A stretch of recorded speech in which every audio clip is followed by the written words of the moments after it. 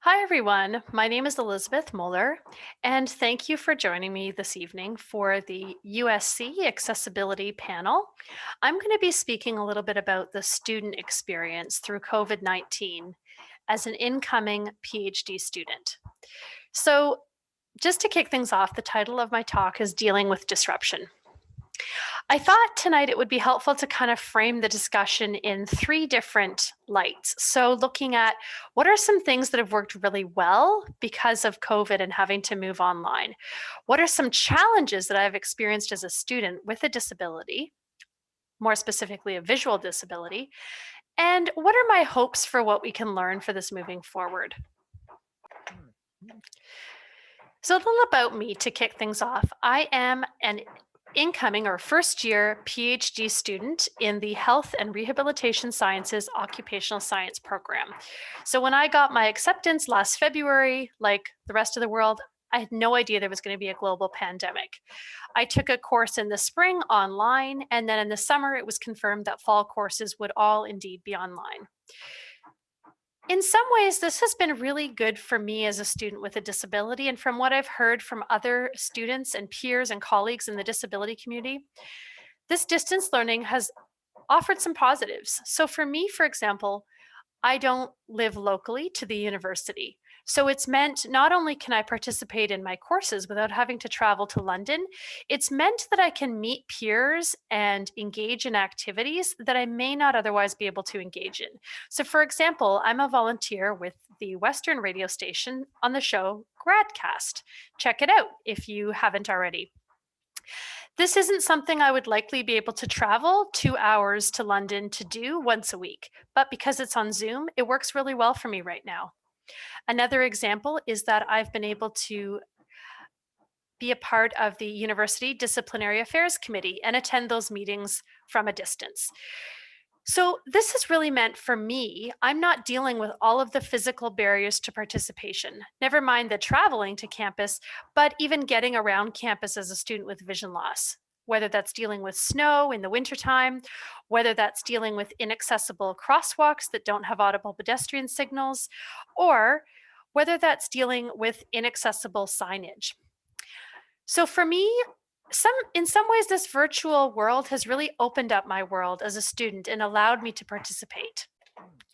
I've heard from other students with various types of disabilities that being able to learn online has meant that they're not so worried about things like transportation and paratransportation and able to engage in academics at a time and pace that works for them and their schedule.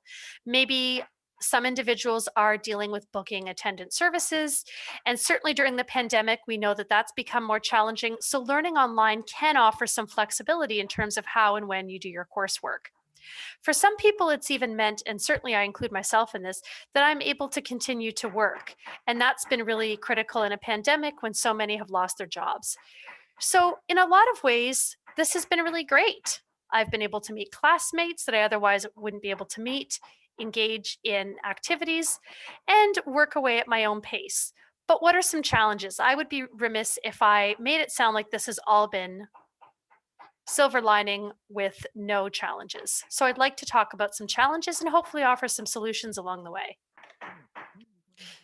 You may have heard the term universal design for learning. So, what does that mean? Really, it means a variety of course learning materials, assessment materials, and strategies, and a range of methods that are flexible and allow students to be assessed in a multitude of ways. It accounts for learning preferences and learning styles. So, why am I talking about this as a challenge? It sounds great. It is great when it's implemented. I mentioned to you I took a course in the spring. And that course was unique in a number of ways. But one of the things that stood out for me is I didn't feel like I had a disability when I was in that learning environment. What do I mean by that? Well, I might use a screen reader, but when videos are audio described, when videos have captions, when PowerPoints have alternative text descriptions, I'm on an equal playing field with my peers and I don't need to ask for an accommodation. Now, there's nothing wrong with asking for accommodations. And there will be times in our academic career, no matter how much universal design for learning has been implemented in a course, that we may need individual accommodations. The point I'm making is when courses are designed to be as equitable as possible and to account for learning preferences and styles, the need for an accommodation is not as great. So, a perfect example, in the course I took in the spring, there was a number of videos that I was required to watch as a part of the course. Not only were the audio described, but the lectures were done in such a way that individuals could listen asynchronously at their own pace. But if you were looking to be engaged with your classmates, you could participate in the discussion forums. So, this course, unfortunately, though, in my academic career, is not and was not the norm. I've taken other courses since then during the pandemic that have been highly reliant on synchronous lectures, videos, and content that is highly visual.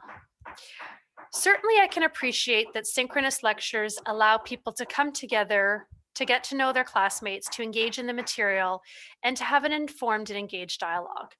But as a screen reader user, one of the big challenges with this synchronous learning is the chat feature. So, for example, if you're in a lecture where the professor is speaking and there's constant chat in the chat box, that is drowned, the speech is drowned out. That's been a big challenge for me with synchronous lectures, not to mention getting on Zoom with 40 people. So while I can appreciate that synchronous lectures are important, for me as a student, they've posed a really big challenge. The other piece, like I mentioned, is the videos. In a number of my courses, I've been required to go online, not only watch video content, but engage with it, as well as to engage with PowerPoints that are not accessible. So, what this has meant for me as a student with a visual disability is I've had to pay to use a visual interpreting service called Aira to describe video content that is not audio described and to read, format, and transcribe inaccessible PowerPoints. So, here's an example of where not using universal design for learning is actually costing me as a student money out of my own pocket. I can appreciate for faculty absolutely that it takes time and energy, and we're all absolutely strapped for energy during the pandemic. But there are resources on campus through teaching and learning centers and accessible education to help create universal design content, as well as a lot of great online resources. I think for me, one of the things I've learned as a student, and I can appreciate now that I'm also a teaching assistant, is although it does take work to create content that is universally accessible, it takes more work when something isn't accessible to go back and correct it, not just for the instructor, but for the student.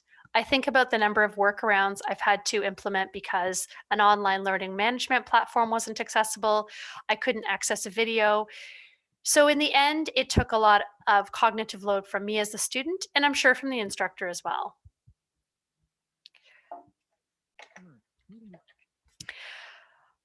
One of the challenges that I know I've experienced as a student, and I've talked with other students about, is the idea during COVID of not having options to take courses that work for you and your learning preferences.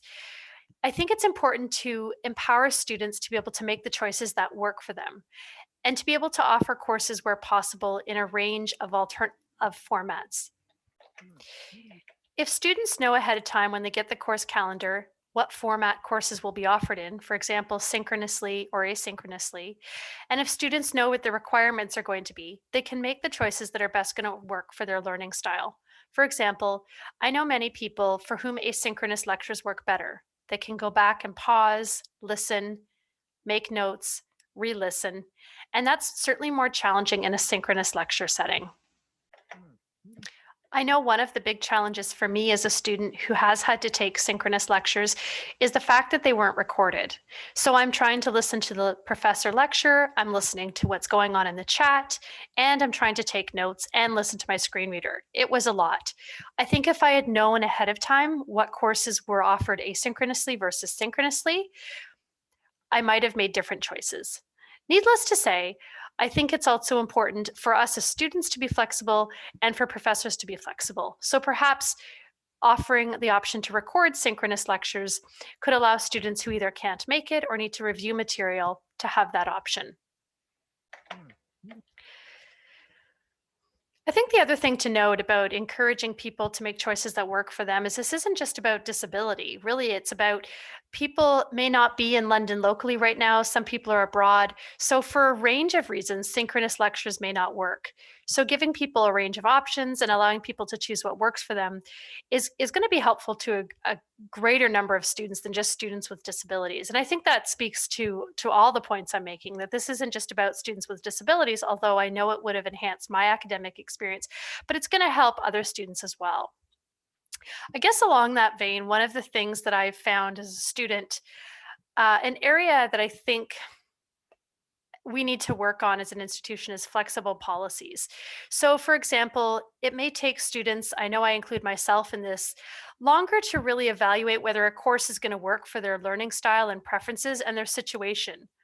So, being flexible with course drop dates and add dates would be really helpful for me as a student to know that I have that bit of an extra time to really evaluate, is this synchronous learning going to work? And if so, how am I going to make it work? And if not, is there a course I can take instead?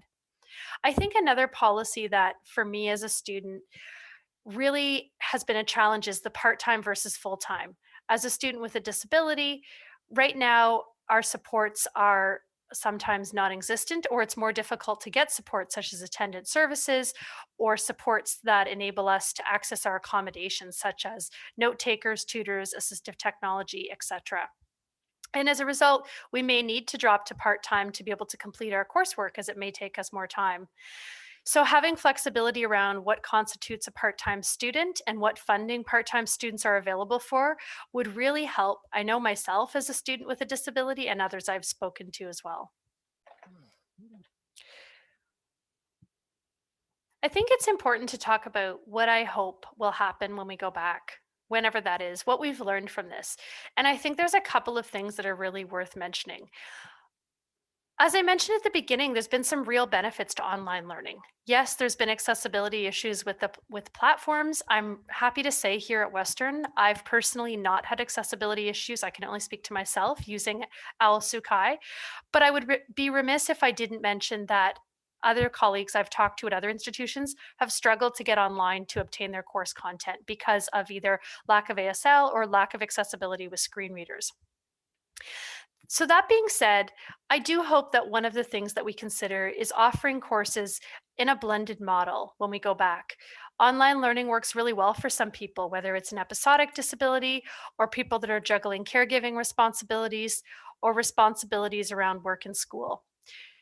I'm hopeful that we'll be able to continue offering activities online. Like I said at the beginning, for me, I've been able to participate more at Western now than I would if I had to physically go to campus. I don't live locally, and really online has opened up a world of participation. So I'm hopeful that we'll be able to continue to offer things online in addition to in person whenever we go back. I'm hopeful that as we think about social distancing and physical distancing, that signage will be accessible in a way that works for people who don't read print in a conventional way. It's great to have signage that says, stand here, walk here, use these arrows. But what about people that can't see that? What about people that read masks, or sorry, that lip read and are having difficulty because of the mask requirement? Certainly, we all need to use masks to be safe. But what about having an alternative like face shields?